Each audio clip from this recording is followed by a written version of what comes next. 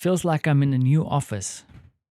My name is Vander Puchert, and this is Finding Frequency. New office? Not really. Maybe a new slash old laptop.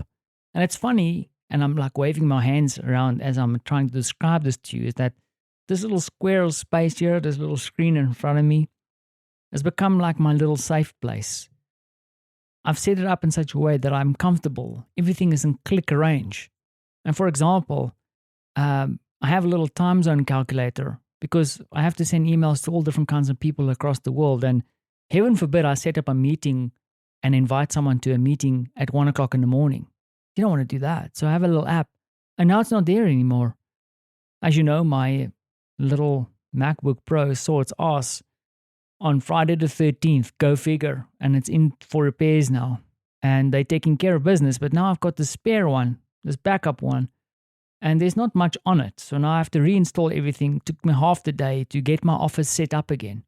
And it's kind of also cool because you get to set it up in a way that you start figuring out what is the clutter. A bit of a spring clean, if you will, a digital spring clean. But then again, also, I need my comfort. I need my digital slippers, if you will. And I'm nesting now a little bit, and it's taking me way too long to get this whole thing set up in a way that I can become productive again. So half a day wasted. Well, in air quotes, wasted, because there's also a bit of fun in it. And of course, the reality doesn't escape me that I'm complaining or talking about really first world privileged problems.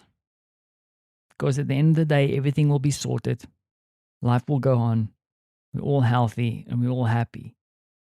And also happy because just on the other side of this door, for the most part of the day, Martha was just working with me and we got to enjoy lunch together. And I think I joked in the beginning saying that the laptop setup is the extraordinary. The extraordinary is the fact that I get to have lunch with my wife, something that I wasn't able to do for a long time, sitting in the corporation world. And now I have that access. And soon the little terrorist will be back at home as well. And yeah, I need to think about something to entertain him today because, he's, I think, a little bit bored. And I can understand why, because we haven't been able to really make life super interesting for him in the last couple of days. We try our best, missioning around on bicycles, and he does appreciate it. I think it's the small things and time spent with him that he really appreciates. But, I also know that he misses going to all these little interesting play parks and stuff, which is now fundamentally closed for him and probably going to be closed for the most part of the early part of this year. And also the news today, I don't know if you saw that there's a definite move towards a vaccine. 2 companies already have said that they have vaccines that are 90%, 94% effective in some of the trials that they've run. I'm not entirely sure what it means because the test group is around 40,000 or 30,000 people. And it does sound encouraging, though. You kind of feel like maybe things will go back to normal. And we can travel again. And for someone like me who is fundamentally not super social, I miss it. I want to go sit in my coffee shops and have a conversation and meet people and travel. That's the other thing, really travel. Talking about travel, Martha is really getting cabin fever, and especially on this side of the year, because we always plan to do something over New Year or Christmas. And I'm not going to lie to you. We are thinking about maybe taking up a little bit of a movement or travel or something in our area here in Europe to see if we can't get away. I'm a bit worried about it because I don't think it's the right thing to do. But then again, what is? Do we put our lives on hold completely? I don't know. Maybe you know. But we are thinking about it, and we'll see how that plays out very soon.